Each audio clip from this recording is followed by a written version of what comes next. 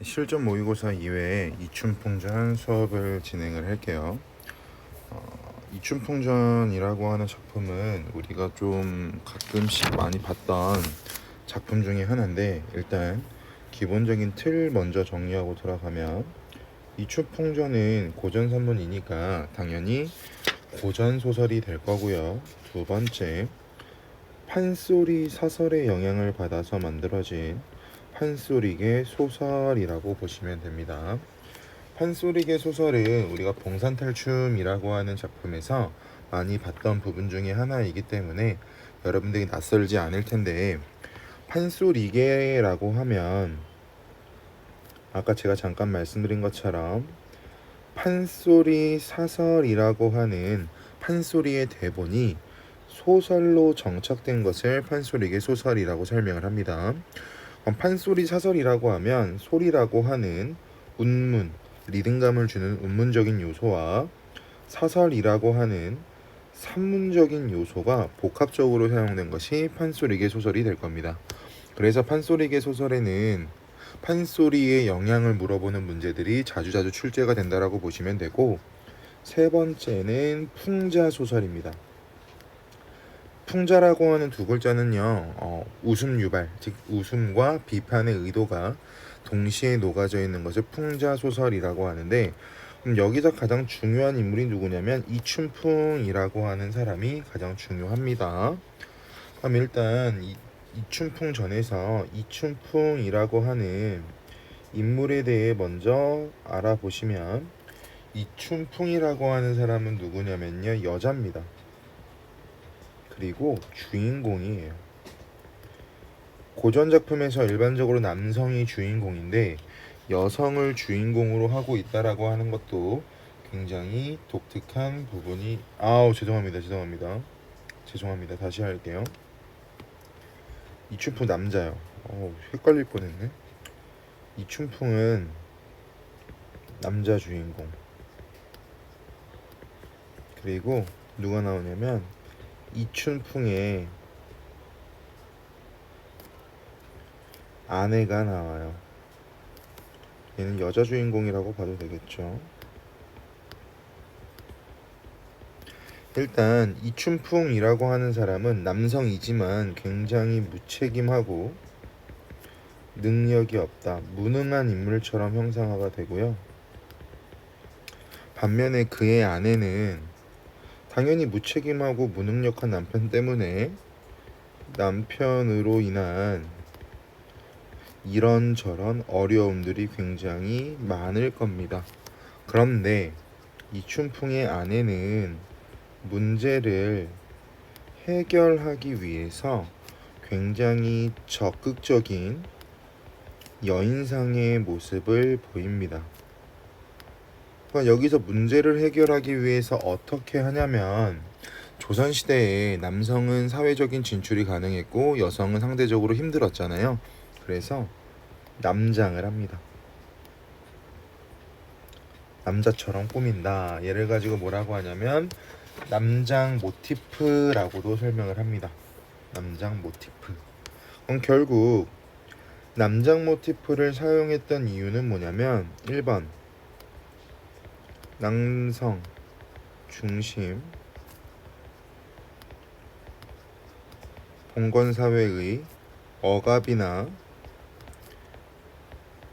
한계를 극복하기 위해서 남장을 하였다라고 생각을 할 수가 있을 거고요. 두 번째, 여성의 본질적 능력과 그리고 조선 후기 여성의 자의식이 성장하였다라고 하는 당시의 시대상을 반영하기 위한 장치라고 봐도 되고요. 남장한 여자가 남자의 문제를 해결해 준다라고 하는 부분 자체가, 해결해 주는 부분 자체가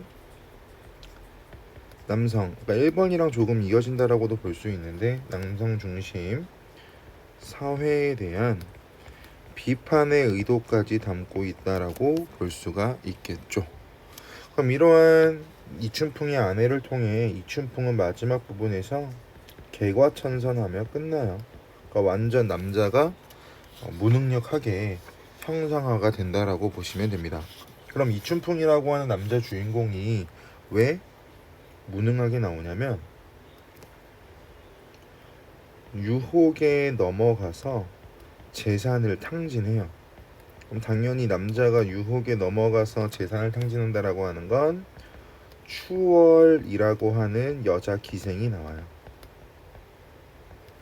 이 추월이라고 하는 그 여자 기생이 춘풍을 꼬시기도 하지만 결국 춘풍의 무능함을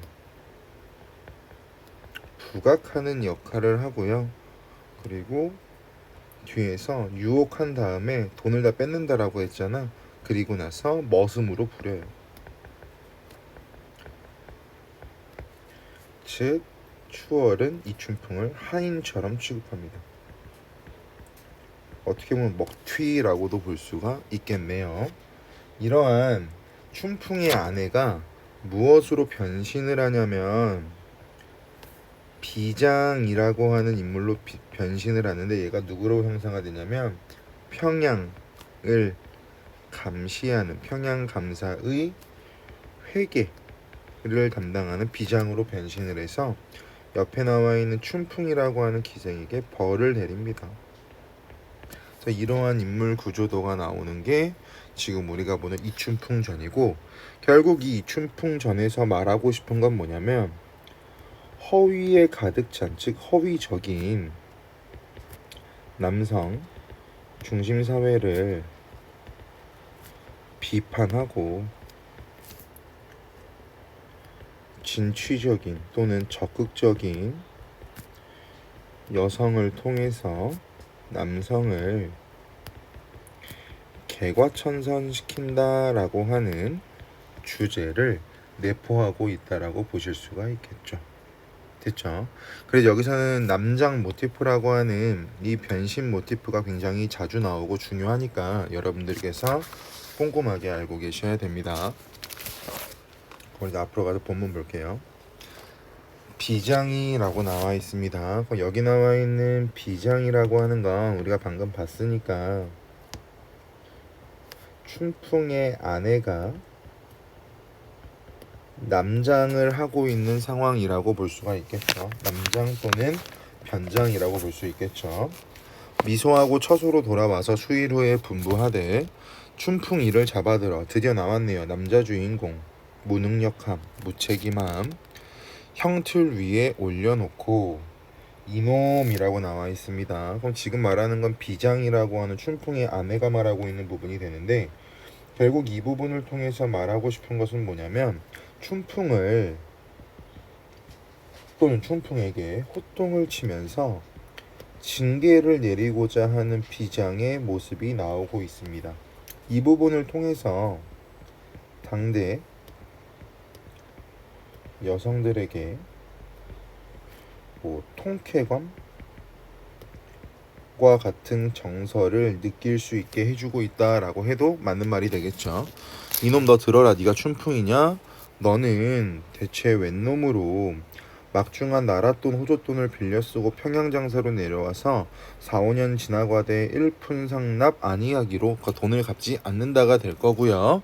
이 부분이 바로 춘풍이가 비장에게 잡혀온 이유가 되겠죠.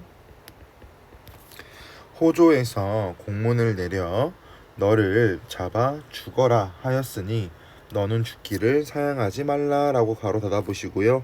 가운데 나와 있는 공문 체크해 보시면 공문이라고 하는 게 바로 비장이 춘풍을 잡는 근거가 되겠죠. 공문이 내려왔기 때문에 내가 너를 잡는다 하고 사령에게 호령하여, 사령이라고 하는 건 심부름꾼이라고 보시면 됩니다. 각별이 매우 철하라고 나와 있죠. 즉 남편에 대해서 복숭하고 있다라고도 볼 수 있고요. 남편에 대한 복수.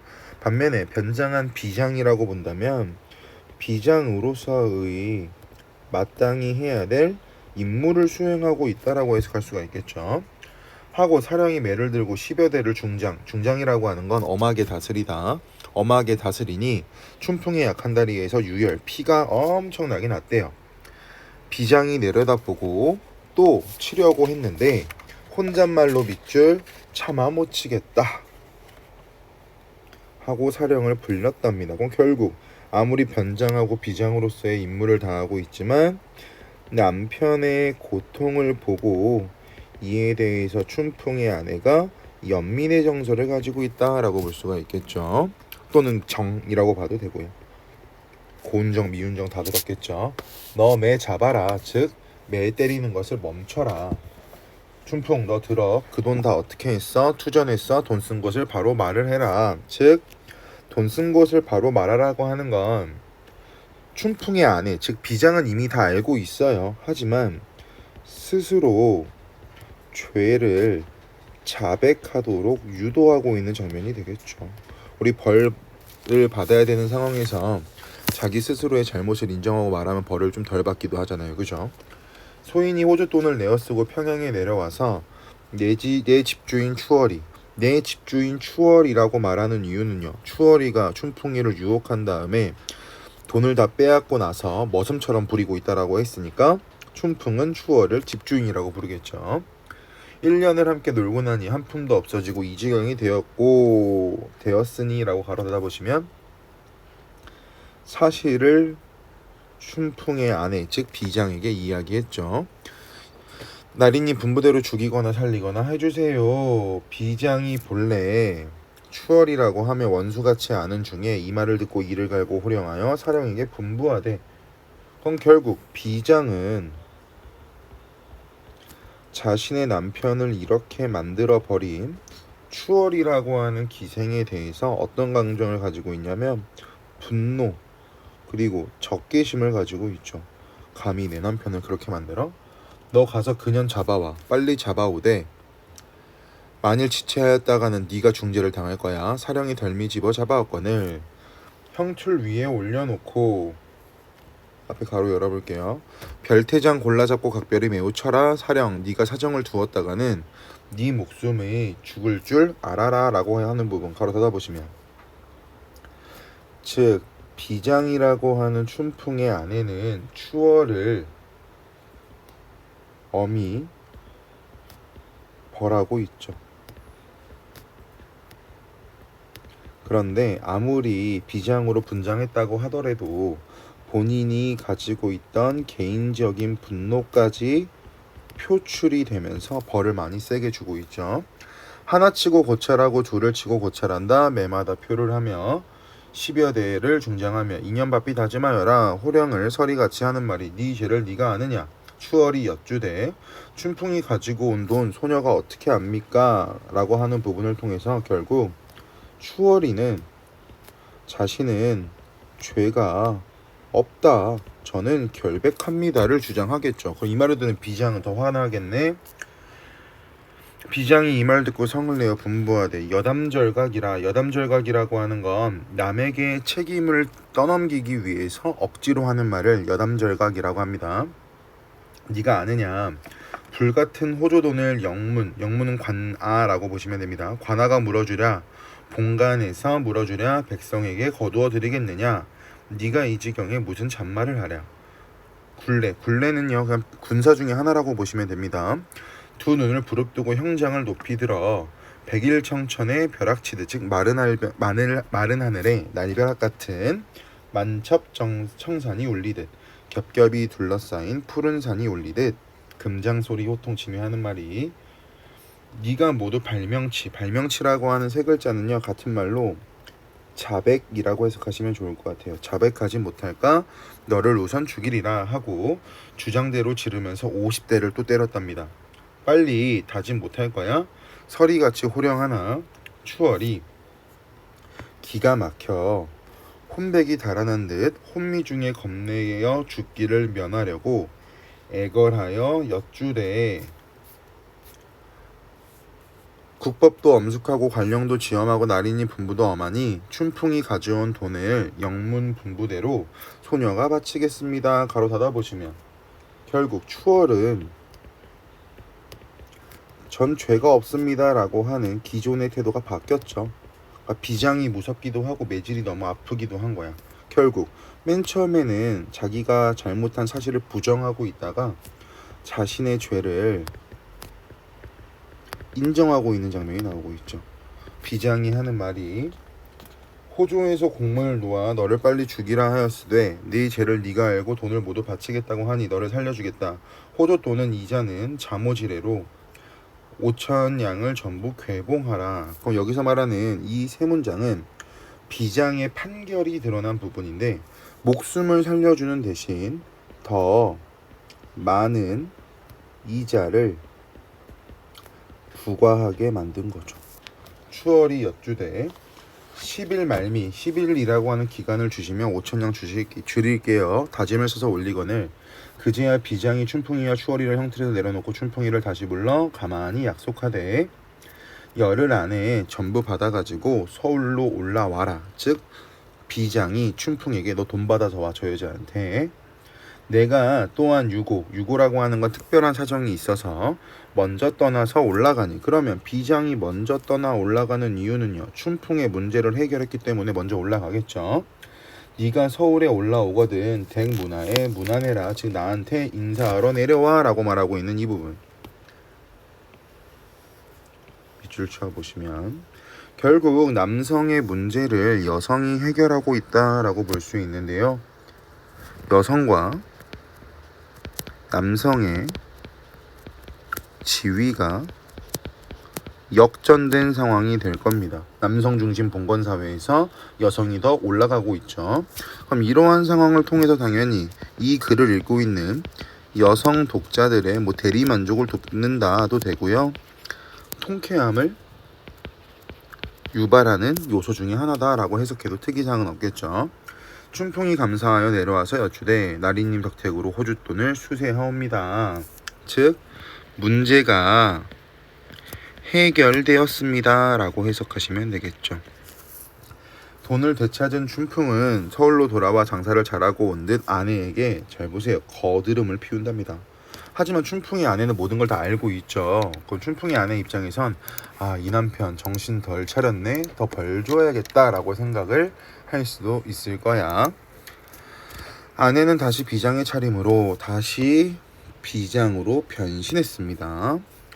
회계비장하는 말이 평양에서 떠날 적에 너더러 말하기를 돈을 싣고 서울로 올라오거든 댁에 문안하라고 하였더니, 즉 우리 집에 찾아와서 인사하라고 했지. 너 소식이 없어서 매일 기다리다가 아까 마침 남산 밑에 박승지 댁에 가서 술 먹고 술에 몹시 취해서 종일 놀다가 호련히 네가 왔다는 말을 듣고 네 집에 왔으니까 너 가가지고 흰죽이나 쑤어와. 춘풍에게 복수하려고 하는 의도죠. 어떤 것에 대한 복수냐면 아까 위에서 보세요. 춘풍이가 서울로 돌아와서 장사 잘 됐으니까 거드름 피운다라고 했잖아. 이런 거죠. 야, 남자가 밖에 나가서 일하고 왔는데 장사가 잘 되고 왔는데 반찬이 이게 뭐야? 가가지고 반찬 좀 좋은 것 좀 해와. 이런 식으로 거드름을 피웠어요. 중략된 부분에. 그러니까 이 모습을 보고 와이프의 입장에서는 얘 안 되겠다 라고 해서 비장으로 다시 변신했죠. 그래서 와이프는 이러한 거드름에 대한 복수를 하기 위해서 이렇게 말하고 있다 하니, 이어서 볼게요. 춘풍이 제 지엄이를 아무리 찾은들 있을쏜가 라고 하는 이 부분, 밑도 끝도 없이 갑자기 평가가 나왔네. 당연히 고전소설의 일반적인 특징인 편집자적 논평이 나오겠죠. 제가 손주 죽을 쓰려고 죽사를 내어들고 부엌으로 나가거늘 비장이 호령하되 네 지엄이는 어디 가고 나에게 내외를 하는 거야 라고 말하면서, 내외라고 하는 건 얼굴을 마주하지 않고 피하는 거야. 즉, 야, 네 와이프 시키지, 너 내가 왔는데 놔두고 어디 가는 거야? 라고 말하고 있는 부분. 이건 결국 이렇게 말하는 이유는 뭐냐면 춘풍을 난처하게 만들기 위한 의도가 되겠죠. 우왕좌왕하겠죠. 죽도 만들어야 돼, 대화도 해야 돼. 춘풍이 묵묵부답하고 혼잣말로 심중에 헤아리되 그립던 차의 가솔이라고 하는 건 본인의 와이프. 우리 둘이 잠이나 잘 자볼까 하였더니 아내는 간대었고 비장은 이처럼 호령하니 진실로 민망하나 무가내하라. 무가내하라고 하는 건 어찌할 수 없다. 회계비장이 내다 보니 춘풍이 죽쓰는 모양이 우습고도 볼만하다라고 하는 부분, 결국 조롱하죠. 비판하죠. 풍자니까. 그제야 죽상을 드리거들 비장이 먹기 싫은 죽을 조금 먹는 채 하다가 춘풍에게 상째로 주며 하는 말이, 네가 평양 가명 추월의 집에 사환으로 있을 때 다 깨진 헌사발에 누룽지에 국을 부어서 숟가락 없이 뜰 아래서 서서 되는 대로 먹던 일을 생각하면서 다 먹어 라고 말하고 있는 부분은, 즉 과거를 언급함으로써 거드름 피우지 말고 춘풍을 반성하게 하려는 춘풍의 아내, 즉 비장의 의도가 내포되어 있다고 볼 수가 있겠죠. 하니 그제야 춘풍이 아내가 어디서 죽 먹는 양을 볼까 하여 여기저기 살펴보며 얼른 먹는지라. 웃기는 장면이죠. 풍자해악. 이 부분을 가지고 뭐라고도 해석을 할 수 있냐면, 자신의 남자로서의 권위와 체면이 무너질까 불안해하는 모습이 나타나고 있다 라고도 볼 수 있겠죠. 이런 거동 볼짝시면 누가 아니 웃고 볼까 하는 행실이라고 나온다. 앞에 가로 열어볼게요. 행실이 저러니 어디 가서 사람으로 보일런가. 아무튼 속이기를 더하자니 차마 웃어 못하겠다. 이런 꼴을 볼짝시면 나 혼자 보기 아깝도다 라고 비장의 속마음, 즉 춘풍의 아내의 속마음이 나와 있는데, 결국 이 부분을 통해서 알 수 있는 것은요, 남성의 가부장적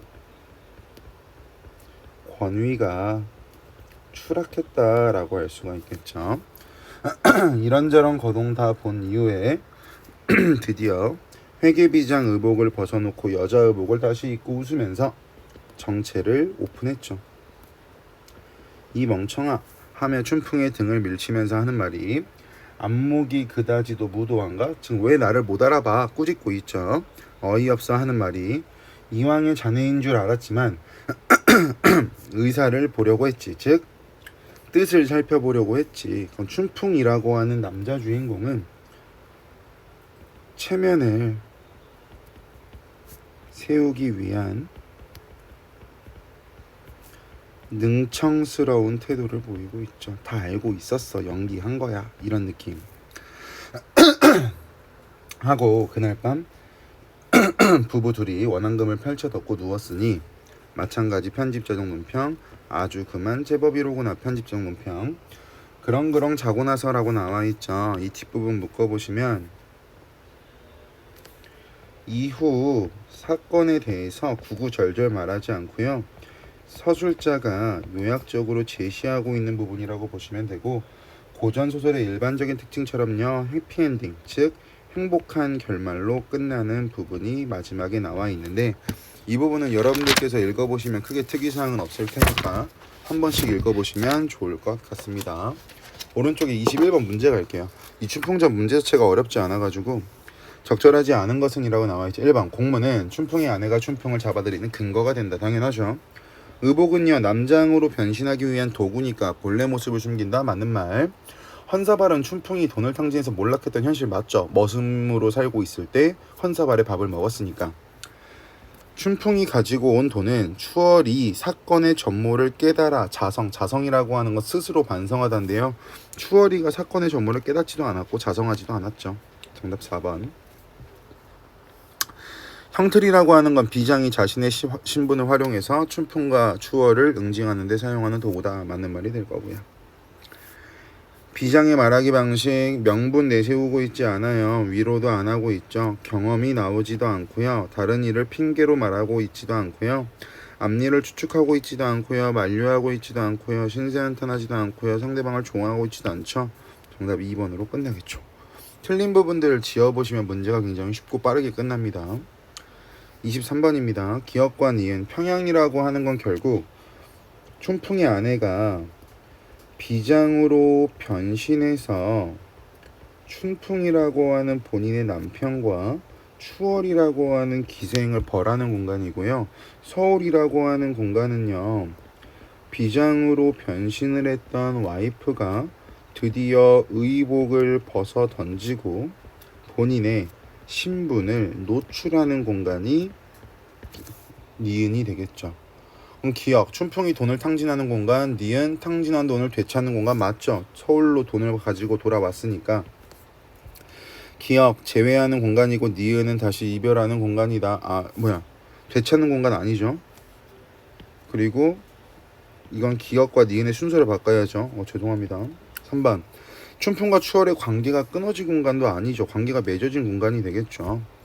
니은은 그 관계가 연결된, 춘풍과 추월은 원래 부부 사이가 아니니까 애초에 해당 사항이 없겠죠. 기억은 신분을 드러내지 않는 공간, 신분을 밝히는 공간. 정답은 4번이 되겠죠. 춘풍이 비장에게 굴욕을 당하고요. 춘풍이 서록을 하지 못해요. 서록하는 거였으면 마지막에 죽쓰지 않았겠죠. 보기 가겠습니다. 이 작품은 조선 후기에 가부장제에 대한 풍자와 적극적인 여성상을 담은 소설이다. 집안으로서의 가장이 책임감이 부족한 방탕한 남성을 적극적 여성이 변화시키는 과정을 담고 있다. 방탕한 남성을 자신을 실현에 빠뜨린 후 인정 없이 하대하는 인물을 만나 현실을 인식하지만, 그럼 잘 보세요. 방탕한 남성인 춘풍은 하대하는 인물인 추월을 만나서 현실을 인식하게 된다. 그러면 시험 문제에 이 인물이, 제가 아까 방금 추월이라고 했으니까 추월의 역할은 춘풍이에게 현실을 인식하는 역할을 한다라고 말해도 맞는 문장이 되겠죠. 그것만으로 변화가 이루어지지 않는다. 여성은 노력을 통해 관원으로 변장하고 권인을 통해서 문제를 해결하고, 문제가 해결된 다음에도, 즉 남편이 서울로 다시 올라온 후에도 벼전을 뜨지 않은 남성에게 자신이 문제를 해결한 주체임을 밝힘으로써, 즉 신분을 오픈함으로써 깨달음을 주고 변화시켜서 행복한 삶을 살게 만든답니다. 그럼 이 부분을 바탕으로 본다면 정답은 쉽게 풀려요. 정답은 5번이 되겠죠. 추월을 비장의 권위로 벌하지만 결국 풀어준다는 점에서 철없는 남성의 성장을 이끄는 계기는 연관성이 아예 없죠. 그리고 더 많은 돈을 내라고 벌했으니까 이 부분도 애초에 연관성이 떨어질 겁니다. 나머지는 읽어보시면 크게 어렵지 않을 것 같아서 가볍게 집에서 볼 수 있는 작품으로 선정했습니다. 여기까지가 실전 모의고사 2회 이춘풍 전이었습니다.